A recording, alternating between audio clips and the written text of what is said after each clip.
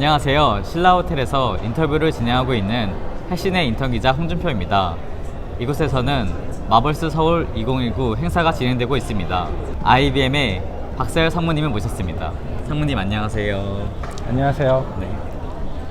인터뷰에 진행하기 앞서 간단한 자기소개 부탁드립니다. 네. 저는 현재 IBM 코리아에서 블록체인 기술 총괄을 담당을 하고 있고요.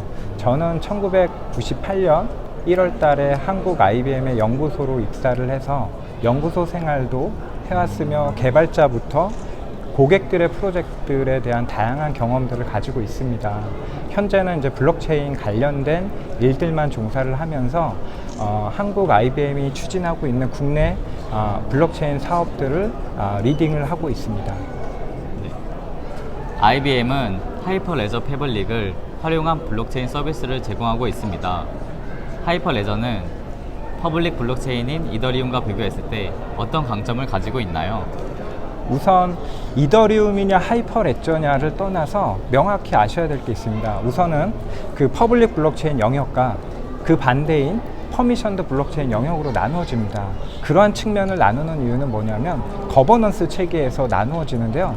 이 거버넌스가 왜 중요하냐? 예를 들어 볼게요. 예전에 이제 비트코인 같은 경우는 비트코인 캐시로 이제 분리가 되는 모습이 또 보였고요. 또는 비트코인 캐시에서 비트코인 ABC나 SV로 또 분리가 되는 영역들이 네. 있었는데요.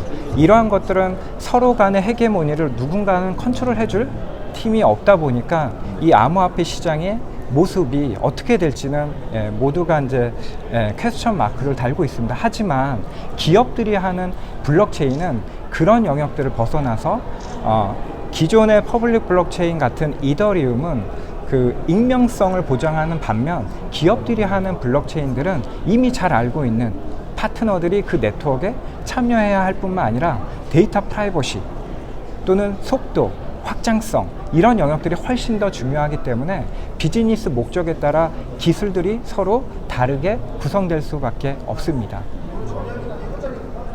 최근 하이퍼레저 퍼블릭은 1.4 버전이 나왔는데요. 이전 버전들과 비교해 어떤 점이 추가되었는지 간단하게 설명 부탁드립니다. 네, 우선 그 하이퍼레저 패브릭이 2019년도 1월에 출시가 되었는데요. 여기 이제 추가적으로 이제 추가된 기능들을 좀 살펴보면 첫 번째는 LTS라는 업무가 있습니다. 롱텀 서비스 업무. 이건 뭐냐면 저희가 오픈 소스를 가지고 개발을 하다 보면 계속 버전업이 되죠. 이런 부분들을 1년 단위로 저희가 버그나 이런 패치 같은 것들을 제공해 줄 수 있는 서비스가 이제 1.4부터 제공이 되었다라고 보시면 될 것 같고요. 두 번째는 이 하이퍼레저를 가지고 이제 운영하고 모니터링 하려고 하면 여러 데이터들이 오더링 서비스 노드나 피어 노드에서 로그들이 계속 나오는데 그런 것들을 하나의 뷰, 싱글 뷰로 보기 위해서 그러한 정보들을 수집을 해서 요즘 오픈 소스인 이제 그라파나나 이런 툴들을 통해서 이제 비주얼라이제이션 하기 위한 체계가 이미 갖추어졌다라고 보시면 될 것 같고요. 세 번째로는 이제 가장 큰 것 중에 기술적인 요소가 있는데 기존에는 개발자들이 블록체인 네트워크가 개발을 하기 위해서 클라이언트에서 5단계를 거쳤어요. 근데 1.4로 넘어오면서 3단계로 거쳐서 빠르게 통신할 수 있도록 개발자 입장에서 효율적인 개발 방법을 제공을 한 것들이 가장 크다라고 보시면 될 것 같습니다. 네. 다음 질문 드리겠습니다. 현재 IBM이 다양한 부분에서 블록체인 솔루션을 제공하고 있는데요. 주로 어떤 부분에서 활용이 많이 되고 있는지 궁금합니다. 네, 우선 4가지에 대해서 좀 설명을 드릴게요. 첫 번째는 물류무역입니다. 네. IBM과 이제 머스크가 2016년도부터 블록체인 기술을 가지고 물류무역에 활용할 수 있는 방안들에 대해서 POC부터 파일럿을 진행을 했고요. 작년 1월 달에 머스크랑 IBM이 조인트 벤처 회사를 만들어서 그를 통해서 이제 물류무역 플랫폼을 개발을 진행을 합니다. 그리고 작년 8월 달에 트레이드 렌즈라고 하는 회사를 통해서 물류무역의 이제 시대를 열었다라고 보시면 될 것 같은데요. 여기에서 사용되는 목적은 2가지입니다. 첫 번째는 수입부터 수출까지의 단계들이 매우 복잡한데요. 그런 단계에 일어나는 이벤트들을 캡처를 해서 그거를 해당되는 당사자들끼리 실시간 공유를 하는 게 첫 번째고요. 네. 두 번째는 케냐에서 네덜란드까지 아보카도를 이제 수출을 하는데 30개 기관이 참여를 해야 될 뿐만 아니라 200개 이상의 문서가 서로 주고받아야 돼요. 그러다 보니까 매뉴얼리 하는 비효율적인 작업들이 매우 많겠죠. 네네. 그래서 그러한 부분들을 디지털로 변환시키는 작업을 함으로써 한 달 이상 걸리는 프로세스들이 일 단위로 이제 줄어들도록 한 게 첫 번째 케이스고요. 두 번째는 아무래도 이제 푸드 세이프티, 즉 먹거리 문화의 신뢰를 가지고 가는 영역들이 매우 중요하겠죠. 왜냐하면 아이들을 키우시는 가정집은 식품이 좀 비싸더라도 유기농 제품을 사 드십니다. 그래서 중국에 있는 월마트도 네.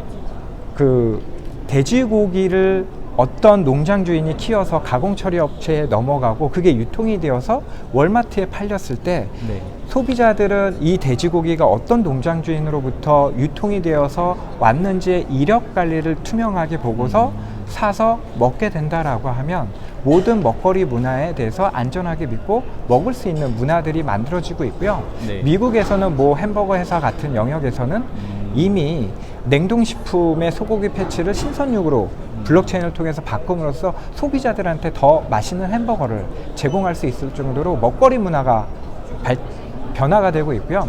세 번째는 아무래도 이제 블록체인이 비트코인으로부터 시작을 하다 보니까 가장 빠르게 변화하고 있는 영역들은 페이먼트 시장입니다. 그래서 글로벌에 외국환 송금하는 영역들도 아이뱅 같은 경우는 월드와이어를 만들어서 그 중간에 그 월드와이어 네트워크를 통해서 디지털 자산으로 변해서 중개 은행 없이도 빠르게 송금할 뿐만 아니라 중간의 수수료들을 절감할 수 있는 효과들을 나오게 만드는 네트워크들이 현재 만들어지고 있습니다. 마지막으로는 유럽의 한 14개 은행이 현재 참여를 해서 중소기업들을 위한 무역금융 플랫폼들을 통해서 대출 업무라든가 이런 영역들에 오래 걸리는 프로세스들을 디지털로 효율적으로 바꾸는 작업들을 함으로써 중소기업 또는 소상공인한테도 금융의 혜택을 줄 수 있는 서비스 체계대로 가는 영역들입니다. 이뿐만 아니라 헬스 산업 또는 에너지 산업 다양한 영역에 이제 블록체인이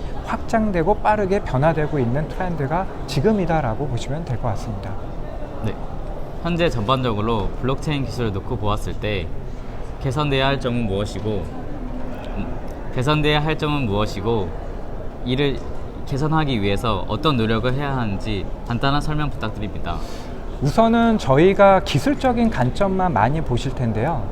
우선 기술적인 관점을 떠나서 블록체인이 성공을 하려고 하면 생태계를 만드는 역할, 즉 비즈니스 모델을 그 위에 얹는 역할에 저희가 더 고민을 많이 해야 됩니다. 그런 생태계가 만들어졌을 때 어떤 기술을 사용을 할 것이냐 라는 게 이제 두 번째 과제로 나오고요.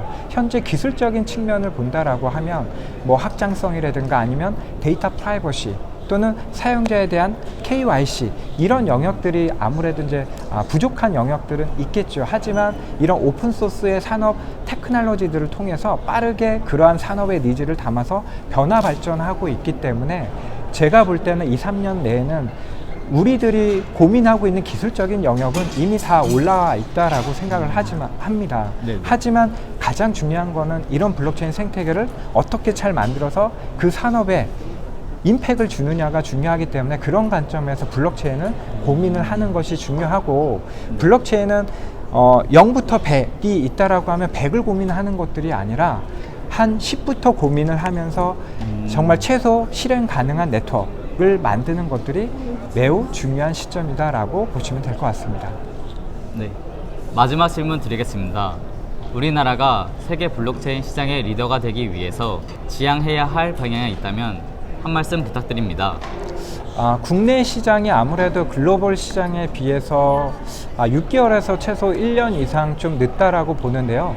글로벌 시장은 이미 생태계를 구성하고 거기에 이제 필요한 기술들을 얹히면서 빠르게 확장이 되고 있는 반면 국내 같은 경우는 POC나 파일럿 수준에 멈추고 있는 상황입니다. 그 이유는 여러 가지가 있겠지만 국내 업체들이 대부분 팔로워 입장에서만 쳐다보고 있다라는 거죠. 우리도 좀 퍼스트 무버가 돼서 뭔가 산업의 혁신을 일으킬 수 있을 비즈니스 모델을 고민을 하고 그거를 기술을 적용을 한다라고 하면 충분히 한국도 빠르게 블록체인 산업의 리더가 될 수 있지 않을까라고 생각을 합니다. 네. 지금까지 IBM의 박세열 상무님과의 인터뷰였습니다. 감사합니다. 감사합니다. 네.